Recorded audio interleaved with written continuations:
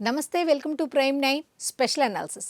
ఈరోజు స్పెషల్ అనాలిసిస్లో మనం మాట్లాడుకునే అంశం ఏంటి అంటే, ఈరోజు ముఖ్యమంత్రి నారా చంద్రబాబు నాయుడు గారి 76వ పుట్టినరోజు.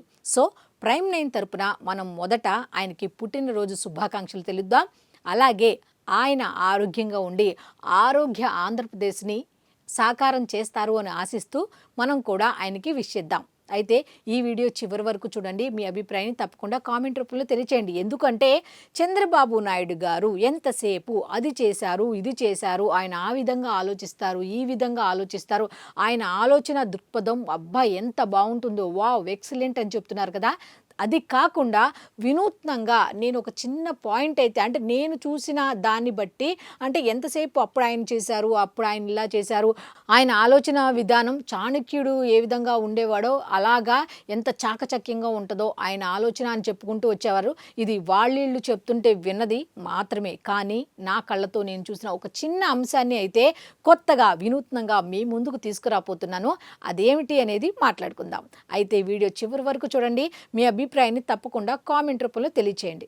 అయితే నేను తంబులో ఒక మాట చెప్పా. ఏంటి అంటే ఈరోజు ఆయన పుట్టినరోజు 76వ పుట్టినరోజు. వయసు పరంగా ఆయనకు 76, కానీ ఆయన ఉత్సాహానికి మాత్రం 26 ఏళ్ళే, ఆయన ఆలోచనకు మాత్రం 16 ఏళ్ళే. నువ్వెలా చెప్తావు అంటారా? చెప్తా, ఖచ్చితంగా చెప్తా. ఆయన మాత్రం ఎప్పటికీ నిత్య విద్యార్థియే అని నేను చూసిన అంశాల ఆధారంగా చెప్తా. అవునా కాదా అనేది తప్పకుండా మీ అభిప్రాయం కామెంట్ రూపంలో తెలియచేయండి. నాకు తెలిసినంత వరకు చాలామంది చెప్తున్న మాట, చంద్రబాబు నాయుడు గారి ఆలోచన విధానం దగ్గర నుంచి ఇప్పుడు పరిపాలనా విధానం వరకు కూడా అందరూ రకరకాలుగా చెప్పుకుంటూ వస్తున్నారు కదా. నేనైతే ఒక అంశాన్ని మీ ముందుకు తీసుకొస్తా. అదేమిటంటే ఆయన నిత్య విద్యార్థి. 76 ఏళ్ల వయసులో కూడా ఆయన నిత్య విద్యార్థియే. ప్రతి అంశాన్ని కూడా నేర్చుకుంటున్నారు ఆయన, వింటున్నారు ఆయన. ప్రతి ఒక్కళ్ళ దగ్గరకు వెళ్ళి ఎవరెవరు ఏమనుకుంటున్నారు ఏంటి అనేది విని దానికి తగ్గట్టుగా నేర్చుకొని ఆ విధంగా ముందుకు వెళ్తున్నారు అని చెప్పడానికి కొన్ని ఉదాహరణలు అయితే చెప్తా. 2024 ఎన్నికలకు ముందు గత ప్రభుత్వంలో ఎవరు ఉన్నారో మీకు తెలుసు. మరి అటువంటి సమయంలో ఎంతోమంది ఎన్ని రకాలుగా అసలు ఎటువంటి మాటలు అంటే అసెంబ్లీలో అలాగా ఇష్టం వచ్చినట్టు మాట్లాడుతుంటే ఆయన ఇట్లా బుగ్గ మీద ఇట్లా చేపెట్టుకొని వాళ్ళు మాట్లాడుతుంటే ఇట్లా ఇట్లా అంటూ వాళ్ళ మాటలకి ఇలా ఇలా ఆయన తల ఊపుతుంటే నిజంగా ఒక అంత అనుభవం ఉన్న వ్యక్తిని వాళ్ళు ఆ విధంగా మాట్లాడుతుంటే ఆయన ఎంత సంయమనం ఎంతవరకు పాటించారు అంటే వాళ్ళ మిస్సెస్ని నారా భువనేశ్వరి గారిని ఇష్టం వచ్చినట్టు మాట్లాడే వరకు కూడా ఆయన భరిస్తూనే వచ్చారు. నిజంగా ఆ విజువల్స్ చూస్తుంటే మాత్రం ఆయన సహనానికి మాత్రం హ్యాట్స్ ఆఫ్ చెప్పాల్సిందే. అయితే ఆయన ఎప్పుడైతే నారా భువనేశ్వరి గారి గురించి ఒక మహిళ గురించి ఆ శాసనసభలో ఆ విధంగా మాట్లాడేసరికి తట్టుకోలేక ఆయన కన్నీళ్ళ పర్యంతం అవుతూ మీడియా ముందుకు వచ్చి మాట్లాడారు చూడండి. అది ఇప్పటికీ కూడా ఎవ్వరూ మర్చిపోలేని సంఘటన. అయితే అక్కడితో ఆపకుండా ఆయన మీద కేసు పెట్టి ఆయన్ని జైలుకు పంపించారు. జైలుకు పంపించినప్పుడు సంఘటన తెలుసుకుంటే నిజంగా తెలుగుదేశం పార్టీ ఏమైపోతుందో ఏంటో అని చెప్పి చాలామంది భయపడుతున్న స్థితి. నారా లోకేష్ గారు ఒంటరిగా అయిపోయారు.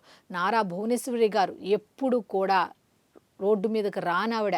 వాళ్ళు ఏ పని చేసినా సరే పైన స్థాయిలో ఉండి మాత్రమే ప్రతి పని చేస్తారు, కానీ కింది స్థాయిలో ఎప్పుడు రోడ్డు మీదకి రాని వాళ్ళు. అలాంటి వాళ్ళు భర్తని ఆ విధంగా తప్పుడు కేసు పెట్టి జైల్లో పెడితే కోడలు, భార్య, కొడుకు ఏ విధంగా రోడ్డు మీదకి వచ్చి ఏ విధంగా పోరాడారు తండ్రి కోసం అనేది మనం చూసాం. అయితే అక్కడితో ఒక లెసన్ నేర్చుకున్నారు ఆయన.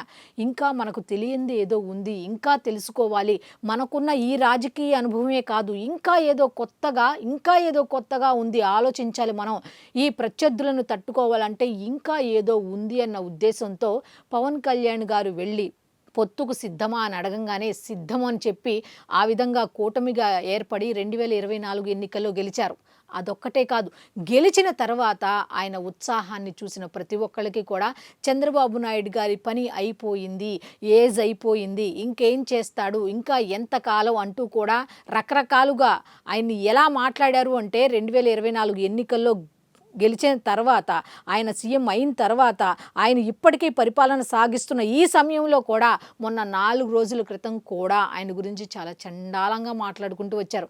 అయినా ఐ డోంట్ కేర్ అని చెప్పి పక్కన పెట్టి ఆయన ఏ విధంగా ఉత్సాహంతో 26 ఏళ్ల కుర్రాడు ఏ విధంగా ఇది చెయ్యాలి, అది చేయాలి, ఆ విధంగా ముందుకు వెళ్ళాలి, ఈ విధంగా ముందుకు వెళ్ళాలి అంటూ పవన్ కళ్యాణ్ గారిని కలుపుకుంటూ బీజేపీ సలహాలు తీసుకుంటూ ఏ విధంగా ముందుకు వెళుతున్నారు అనేది కనుక చూస్తే నిజంగా నిత్య విద్యార్థి, అరే నేను చాలా సూపర్ సీనియర్ని కదా, నన్ను మించిన వాళ్ళు ఎవరు లేరు, అరే చాణక్యుడితో పోలుస్తారు నన్ను అనుకోలా.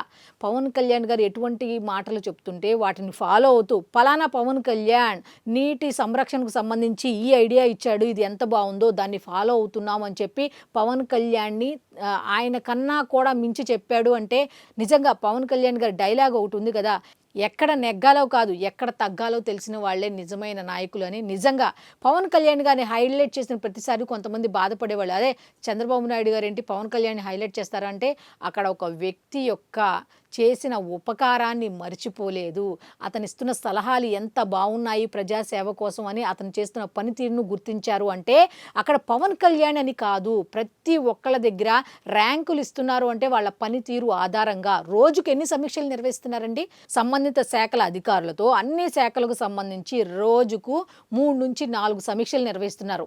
ఏ సీఎం అయినా రోజుకి 76 ఏళ్ల వయస్సులో రోజుకు 3-4 సమీక్షలు నిర్వహించడం అంటే మాటలా?